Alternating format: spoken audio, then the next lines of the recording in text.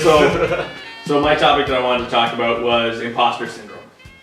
The feeling that you're not actually good at the thing you're doing, or that someone else is policing this thing you're doing and is going to come. Neil Gaiman says it in this commencement speech he gave in a great way. He says, I was every day afraid that someone was going to show up with a clipboard. I don't know why he had a clipboard, but he always had a clipboard. He's going to tell me that I couldn't keep doing the thing that I love doing. And like, I definitely have that. I have imposter syndrome for sure. Every endeavor, I kind of think like, I'm not really one of this type of person. Mm-hmm. I think partially because of our upbringing to believe that certain people do certain things and other people do other things, and like, and some people are just those people because you grow up seeing a comedian and they're nothing but a comedian, or they're nothing, or a novelist is nothing but a novelist, and there's no sort of perception that you grow into that. Yeah. And I think that little gnome in my head is just sort of permanently there now, and someone you have to talk to every once in a while and be like, "F off, man. Yeah. I am supposed to be here. I am supposed to be doing this. There's no one that is necessarily policing any of this. Like, at the end of the day, you make your own decisions." Yeah. But I'm just wondering if you guys have experience with that feeling. In a big way. Yeah. And even when it comes to, like, people say, well, you can't do that because you don't have the credentials. Like, that, even that is a bullshit excuse for inactivity, you know, because like credentials, somebody else just made those up too. Some other person, just like you or I, right? Like, so I struggle with that too, and I sort of have adopted the mentality of fake it till you make it. Like, okay, maybe right now I don't feel qualified, but if I keep just walking in this direction, I'm going to learn, I'm going to get better, and then eventually I will be qualified, right? Yeah. Qualified, whatever that means. Yeah, and you start to see that perception that you were sort of that projecting on other people, that they were the expert. Like when people come in and people see pictures of this, or they see these lights, like we threw this all together, we're figuring this out too, but the perception starts to be cast in your direction, and you start to get a little bit more insight into where that feeling comes from. And it actually kind of works in your benefit if you don't just strictly adhere to like a model of this is how this thing is supposed to be. Like I get that constantly actually at Pick Studio. People will come in and say like, well, this isn't like how a music store is. I'm thinking, well, I don't really want to follow that model of like this is how a music store is. You want to do something different. You want to develop your own culture, right? Work with what you got. Yeah, so sometimes it works in your benefit to be unqualified, because then you find new and creative ways of doing things. I just think especially in today's day and age, the rule books are more like guidelines. Yeah. This is how it's been done before. This is a good place to start. And after that, set the book down and do it. And I think that's what 2017 is going to be, or has already started being for me, is just a matter of put your feet on the ground and work. Mm-hmm. Just do it. Mm-hmm. This is a perfect example, what we're doing right now. Yeah. This would have never happened if we constantly said, well, we need to have, like, those guys that we watch, like the Greggy Show and whatever, we'll never be like that because they've got all these fancy cameras. Well, they started in a bedroom, right? Like, they just did it. They just started doing what they wanted to do. And we could keep breaking it down, like, well, we'll never be as good as them because they were working at IGN and had all this big corporate experience. And, like, that doesn't matter. Like, everybody started somewhere, right? Like Steve Jobs in his garage, exactly. Like Phil Knight of Nike, he was just on a trip to like Thailand or something like that, or China, when he started getting inspiration and just started working. The Adidas and Puma guys were Nazis, so. Oh yeah, everybody's got to start something. Exactly. Like National Socialism may be your launching off point. And across America. Yeah. Another good example is something like Nirvana or like grunge. Yeah. The whole DIY thing had like an aesthetic that launched into the stratosphere. It was just this monstrous thing that started out with specifically having nothing. Yeah, that was the thing of having nothing and starting with a little tape deck and recording your songs that way, and that had a really cool appeal to people. Like, oh, look how raw it sounds. Like, you go into this big fancy studio and you lose. It's like harder to get that sound than just recording it on a shitty tape deck. Yeah. It ties in with the artist's ego that we've talked about a little bit, because there is definitely that tendency. The Nirvana and the whole grunge example, I think, is the opposite side of it. They were just very much like, we need to get this out. And then Cobain allegedly had issue when it actually got to the point where they were like, no, we want to record you in a live studio setting and make it sound awesome. Mm-hmm. And some people think it's weird that he took issue with that. David Foster Wallace is another one who it seems like, okay, now you're finally doing what you're doing successfully, and you can't handle it, which is just a weird and dark way. That happens to a lot of artists. So you get to a point and you don't really see. This isn't what you forecasted for yourself. You When just your wanted to love what counterculture you movement do. becomes culture. Yeah, like Well, there punks, right? Like Yeah. the whole idea of it being a thing is, it goes against the whole purpose of it being what it is. It's like, well, we're not supposed to be a subculture. We're just us. We're making our own scene. We're just doing our thing. Like your little boxes and genres, and now you just created this huge one. But like that, but when you like think about like the term sellout, Yeah. I actually hate that term because, and I don't think it's a real thing because the success of bands like Nirvana or or the Pixies or whoever you choose that started these sort of subcultures, like that happened from a real like organic place and it happened naturally. And for them to find success and other people to say, oh, I don't like them anymore. I liked them before they sold out. That's ridiculous because they're still them. If anything, they're honing their craft. And they're getting backlash for it. So I hate that phrase. They just lose their specialness when everyone else likes them, to some people. That's true. true. There's a but- connection to the quality, and a weird thing happens. I see this more in the age of Facebook and social media, but I experienced it when I was younger too. I first experienced it when everybody was going nuts about J-Pod by Douglas Copeland, Yeah, and that got a CBC show, and I tried to read that book for the first time, and I hated it. I didn't like it either. And a friend of mine, Yeah. I told him I hated it, and he said, "Oh, really? Because Douglas Copeland reminds me of you." And I was like, I hate it. but honestly, I did.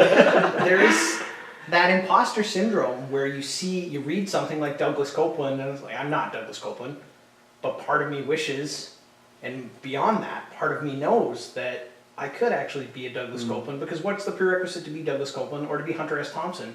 We see it as this, yes, they've spent this lifetime honing their craft, but are you telling me that Hunter S. Thompson went to Havana and got drunk on rum because he knew that was what was going to turn him into a great writer? No, he was. That's the whole thing. Is he's just being him. So it's almost silly to try and model yourself after Douglas Copeland or Hunter S. Thompson, because those guys were being uniquely them. I wish I would have been around in high school when I was trying to be Hunter S. Thompson. Yeah, that's how they became popular, because they had that it factor or that X factor or whatever. So the best thing you can do is not say, oh, there's a successful person, I'm going to do exactly what they do. The right thing to do is just be, I'm going to embrace who I am. I'm going to do what I do and see if I can create a culture around or at least add to our community with. Does anybody I think else hear that's the the right vaguely thing. Yeah. British accent that Pat's adopting as he tries to say that? Are you really a Canadian?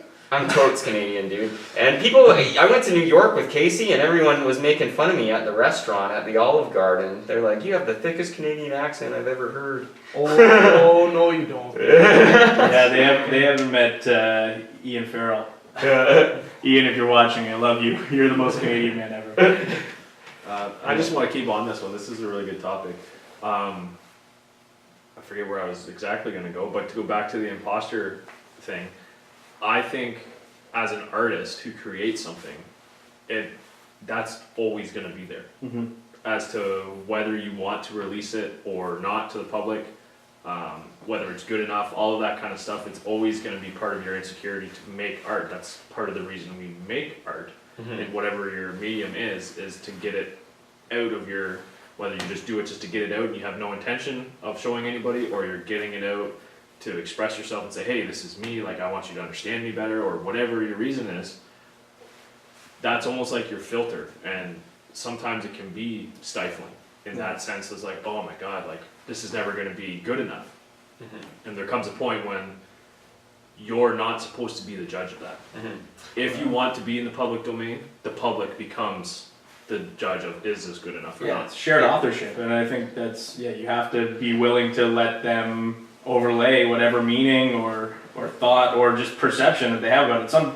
You may make a brush stroke in a painting that you didn't even intend, didn't even notice, but someone else may see it and layer their whole life story onto that one brush stroke that tells the whole story for them. Exactly, and for me as a musician, that's where I really look to like modeling myself after artists I do enjoy. Like these are the people that inspired me, and it's not so much that I want to be just like them. It's like there's the benchmark. Yeah. Certain things that I make will not be released unless I can hit a certain benchmark. But innately, if you are modeling yourself after somebody, you're always going to feel like you have imposter system. I mean, it's always good to pull ideas from different places, but you're always inherently going to feel like you're an imposter if you're like, oh, I'll never be as good as this guy that I'm modeling myself after, because you aren't him. It right? depends what, I guess it depends what it is that you're modeling. Is Right. it the fact, is it his fashion sense? Is it the Yeah. way he plays the guitar? Is it the way he produces the music? his substance Is it abuse quality problems? music? Yeah, it's Yeah. all, is it the character that you want? Like it's all like the little things that you're associating with. So for me, the way I describe it as, I have a certain level of quality of production that I want to hit before I release anything to the public. So my little recordings with my phone of just getting my guitar track down, no one's ever gonna hear that. Except for the other guys in my band, be like, hey, listen to this cool idea that I had. In which case, I would rather just grab my guitar and play it for them, right? Mhm. And same with playing, like, I'll just keep using this example.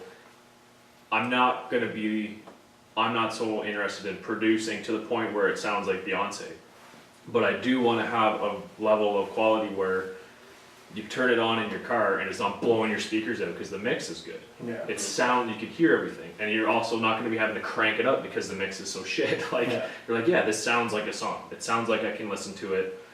There's things in the right places, and whatever the story is able to be told through a certain lens. So I guess that's why I say it is important to be modeling after the people you want. Take little bits from here and there and here and there to make you, and sit hard with that. Like be comfortable with, even if this is always going to be changing, be comfortable with, this is who I am at this moment, right now. Yeah. Take it or leave and it. do what you can with it too. Take it or leave it. Just keep moving and working on that piece. I think that's the challenge for a lot of people, though. It is. It certainly is for me. It's that recognition when you get right to the point where it's like, okay, I want to take this further. And for me, you're always sort of looking for validation, but at the same time, I almost don't want the validation because I don't want to do something halfway and then show it to somebody and they're like, oh, that's good. That would have been good if you'd finished it. Yeah, or it's But- good because I'm your friend and that's what I'm supposed to say. Yeah. But you shouldn't even be. I don't think thinking on that paradigm is just like when I show somebody else. It's like, because it doesn't really matter their opinion of your progress anyway. But right? for me, So- there is that moment, there is that exact moment when it comes to writing, when it comes to video editing, when it comes to anything where I recognize consciously that, okay, this is something that other people might actually ingest, yeah. and then I frickin' fall apart. Yeah. That's when I Yeah. can't get anything done. Hmm. As soon as it's like letters to nobody, Yeah. like Max Brode can read all my writing, that's fine, and he can do with whatever he wants with it when I'm dead. Not that I'm Kafka, but I am Kafka in that I can't seem to string a sentence together without having severe anxiety. Like, and it comes to the same thing with the editing, and I'm not gonna lie to you guys, I am paralyzed by the fact that I need to put something out there that's gonna be received. And the more time I spend worrying about it and Yeah. not doing it, the worse the anxiety gets. You're a procrastinator. Is that it? Partially it, for Yeah. sure. It's an anxiety motivated procrastinator. I'm the same way. Yeah. Like I don't procrastinate because I don't want to do something. I procrastinate because I want to do it. Yeah. That's my. And you want to do it right. That's right? exactly Like, right. yeah. So you find yourself procrastinating, looking up ways to make it better, or nitpicking Yes. little tiny things instead of just getting something together. The Or answer is yeah, staring at just a get it frame done. for an hour, being like, why does this not look right to me? Yeah. It's because I want it to look perfect. I am not And- like that. I don't possess that trait. And that's like super admirable. I'd say that we've actually kind of, there's a split on this couch where I think we're probably the guys who are maybe a little bit more like dreaming and wishing and praying, minus He the needs praying. extreme social anxiety. Yeah. And I think that's where we fall on that side of the spectrum. I think you guys definitely fall on the just do it kind of side of the spectrum. Look at us, we're emotionally successful personal adults. Yeah. I like the idea of Yeah, there's two guys who are married and engaged on this side of the couch, and then just like perpetually single on this side. oh, Yeah, there we go. Just flaunt Now it. that's- If you got it, flaunt it. No, that's there's always a guy on everything that always takes his shirt off, and I would be lying if I said I didn't expect it to be that.